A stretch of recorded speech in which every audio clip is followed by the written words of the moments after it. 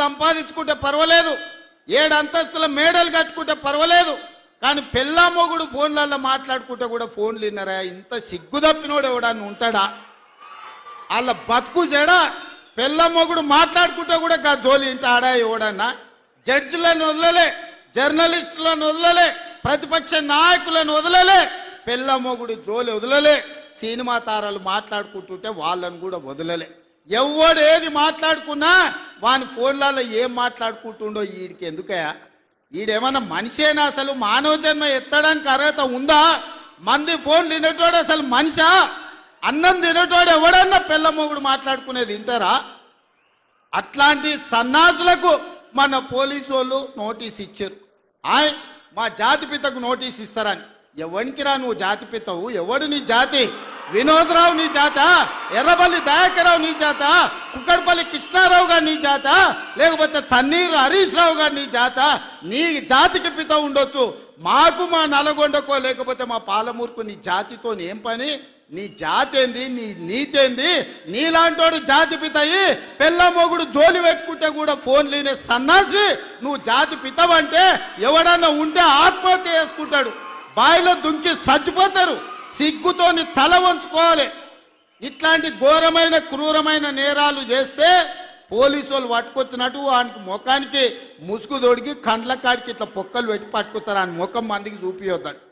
మన పోలీసు వాళ్ళు పిలిచినప్పుడు హరీష్ రావును కేటీఆర్ని అందరినీ ముఖానికి ముసుగు తొడిగి పట్టుకొచ్చేది ఉండే, లేకపోతే ముఖానికి మసి పూసి పట్టుకొచ్చి పోలీసుల ముందర పెట్టేది ఉండే.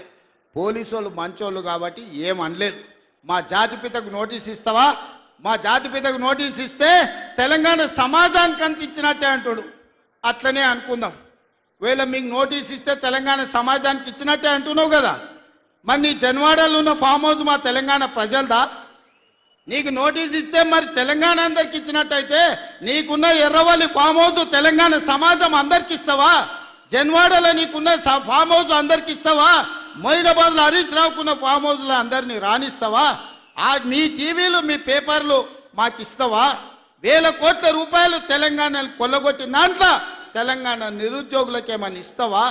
ఎమ్మెల్యేలు, ఎమ్మెల్సీలు, రాజ్యసభలు, లోక్సభలు, మంత్రులు, ముఖ్యమంత్రి అన్ని మీరే తీసుకున్నావు. తెలంగాణ సమాజానికి ఇచ్చినవా? ఒక్క శ్రీకాంతాచారి తెలంగాణ కోసం ప్రాణత్యాగం చేస్తే శంకరమ్మ ఎక్కడుందో కూడా తెలియదు వాళ్ళ తల్లికి. కనీసం మొట్టమొదట తెలంగాణ కోసం ప్రాణత్యాగం చేసుకున్న శ్రీకాంతాచారి తల్లి కూడా చిన్న బాధ్యత ఇవ్వకపోతివే. జాతిపిత అంటే ఎవరయ్యా అంటే తెలంగాణ కోసం సర్వం త్యాగం చేసిన ప్రొఫెసర్ జయశంకర్ జాతిపిత అవుతాడు. లేకపోతే ఆంధ్రప్రదేశ్లో పార్టీ చచ్చిపోయినా, తెలంగాణలో అధికారం కోల్పోయినా, కేంద్రంలో ప్రభుత్వం పోయినా పర్వాలేదు అని తెలంగాణ రాష్ట్రం ఇచ్చిన సోనియమ్మ తెలంగాణ తల్లి అయితే తప్ప నీలాంటి దోపిడీదారుడు, దొంగ, లుచ్చ నువ్వెట్లా జాతిపితవైతావని నేను అడగదలుచుకున్న. మిర్యాలగూడ నుంచి సిగ్గులేని మాటలు మాట్లాడతారు. ఇవాళ చేసిన తప్పులకు తల వంచుకొని ముక్కు నేలకు రాయాలి. తెలంగాణ సమాజం ముందల తెలంగాణ సమాజాన్ని క్షమాపణ అడగాలే తప్ప ఇవాళ ఇంకా సిగ్గులేని మాటలు మాట్లాడుకుంటా బీఆర్ఎస్ వాళ్ళు తిరుగుతారు. ఇక ఈడ కూడా మీ దగ్గర ఒక ఆయన ఉన్నాడు, నక్కచిత్తుల భాస్కర్ రావు అని. ఎవడయా భాస్కర్ రావు? ఎవడు? జానారెడ్డి చెప్పులు మోసినోడు కాదా? జానారెడ్డి ఇంట్లో నీళ్ళ సీసాలు మోసినోడు కాదా? జానారెడ్డి నమ్మి కన్న కొడుకు ఇయ్యకుండా నల్ల నక్కచిత్తుల భాస్కర్ రావు టికెట్ ఇస్తే కాంగ్రెస్ పార్టీ కార్యకర్తలు మీ రక్తాన్ని చెమటగా మార్చి మీరు భుజాల మీద మోసి మిర్యాలగూడ ఎమ్మెల్యేని చేస్తే మీ ఆత్మ గౌరవాన్ని తీసుకెళ్లి ఎర్రవల్లి ఫామ్ హౌస్లో కేసీఆర్ కాళ్ళకాడ తాకట్టు పెట్టినోడు ఇవాళ మళ్ళా మీ దగ్గరకు వస్తున్నాడు. గాయన మనకు నాయకుడు. ఒక్కసారి ఆలోచన చెయ్యండి. ఇవాళ ఈ నక్కచిత్తుల భాస్కర్ రావు ఇవాళ మనోళ్ళు నామినేషన్ వేస్తే బెదిరిస్తుండంట మీరు వాపసు తీసుకోవాలని. చింతపండు అవుతుంది భాస్కర్ రావు, నువ్వు అనుకుంటున్నామేమో. ఈ వేదిక మీద ఉన్న మేము ఎవరం జానారెడ్డి లాగా పెద్ద మనసు ఉన్నోళ్ళం కాదు. చింతపండు అవుతుంది నువ్వు అనుకుంటున్నావో. నీ తెలివితేటలన్నీ కత్తిపెట్టు, పోతావు మళ్ళా ఖమ్మం ఇట్లకెళ్ళ కూడా ఉండవు. నువ్వేదో తెలివితేటలు అనుకొని ఇక్కడ ఉన్నోళ్ళని బెదిరిస్తా. నాకు జానారెడ్డి సార్ తెలుసు, నాకు రఘువీరెడ్డి సార్ తెలుసు, లేకపోతే నాకు సుఖేందర్ రెడ్డి సార్ తెలుసు, ఈపులు వలిగేటప్పుడు అడ్డం వస్తారు అనుకుంటున్నామేమో. ఎవరు అడ్డం రారు, వాళ్ళందరూ నాకు చెప్పారు. పలగాల్సిందే చింతపండు కావాల్సిందే భాస్కర్ రావు కానీ వాళ్ళందరిని అడిగినా ఏం సంగతి అని ఇక ఏం లేదు చింతపండు కావాల్సిందే చింతపండు చేయని చెప్పారు. అందుకే కాంగ్రెస్ పార్టీ కార్యకర్తలకు నేను చెప్పదలుచుకున్నా, ఎవరు భయపడాల్సిన పని లేదు. ఇట్లాంటి నక్క చిత్తులో చాలా మంది వస్తుంటారు. ఈ వినయాలన్నీ మన దగ్గర వనికిరావు. నమ్మి ఎమ్మెల్యేని చేస్తే నాగార్జున సాగర్ ఉప ఎన్నికలు జానారెడ్డిని ఓడగొట్టడానికి ఇల్లు తిరిగిండు. ఇంతకంటే మోసగాడు ఎవడని ఉంటాడా? ఇట్లాంటి మోసగాళ్ళని గెలవనిచ్చారంటే మిర్యాలకు కూడా గౌరవమే పోతుంది. అందుకే మిత్రులారా, ఈ మున్సిపల్ ఎన్నికల్లో ఈ వేదిక మీద నుంచి నేను ఒక్కటే మాట చెప్పదలుచుకున్నా. మిర్యాలగూడ నల్గొండ జిల్లాలో ఉండే 18 మున్సిపాలిటీల మీద నాకేం ఆలోచన లేదు, నాకేం రంది లేదు. 100% మీరు గెలిపిస్తారు, నాకు నమ్మకం ఉంది. కానీ రాష్ట్రంలో 123 గెలిచి తీరాలి. ప్రజలకు ఈరోజు సంక్షేమం అందాలి అంటే, తెలంగాణ రాష్ట్రం అభివృద్ధి జరగాలి అనంటే ఈ 2 ఏళ్లలో తెలంగాణ మున్సిపాలిటీలలో 17,472 కోట్ల రూపాయలు మనం ఖర్చు పెట్టినాం. కేవలం నల్గొండ జిల్లా మున్సిపాలిటీలకు 2,028 కోట్ల రూపాయలు ఖర్చు పెట్టినాం. మీ మిర్యాలగూడ మున్సిపాలిటీలో 295 కోట్ల రూపాయలు నిధుల మంజూరు చేసినాం. ఇవన్నీ మీ సమస్యలకు పరిష్కారం సరిపోతాయంటే సరిపోవు. భవిష్యత్తులో 1000 కోట్ల రూపాయలు తీసుకొచ్చి మీ మున్సిపాలిటీలను అభివృద్ధి చేసే బాధ్యత నాది. మున్సిపల్ శాఖ నా దగ్గరనే ఉంది. స్వయంగా నేనే పర్యవేక్షిస్తున్నా. మీ మిర్యాలగూడానికి ఏం కావాలనో, నల్గొండ మున్సిపల్ కార్పొరేషన్కి ఏం కావాలనో, నాగార్జున సాగర్ల ఇండ్ల పట్టాలు ఇచ్చారు, కొన్ని పెండింగ్ ఉన్నాయి. జయవీర్ వచ్చి నాకు చెప్పిండు, ఎన్నికలు అవ్వంగానే మీ నాగార్జున సాగర్లో ఉన్న మున్సిపాలిటీ నందికొండలో ఉన్న ఇండ్ల పట్టాల సమస్యను కూడా ఇవాళ పరిష్కరించే బాధ్యత మన ప్రభుత్వం తీసుకుంటుంది. అందుకే ఇవాళ వడ్డించేటోడు మనోడు ఉన్నాడు, కానీ అడిగేటోడు కూడా మనోడు ఉండాలి. ఎవడన్నా అవతలోడు ఉంటే మంత్రులను అడగడు, మంత్రుల దగ్గరికి ఓడు. మనోడై ఉండాలి, మంత్రుల దగ్గరికి పోయేటోడు ఉండాలి. వెనకటికి పెద్దోళ్ళు చెప్పారు, మట్టి పనికి పోయినా ఇంటోడే పోవాలని. మరి ఇవాళ మీ మున్సిపాలిటీలు గెలవాలంటే కౌన్సిలర్లు, కార్పొరేటర్లు మనోళ్ళు ఉండాలి.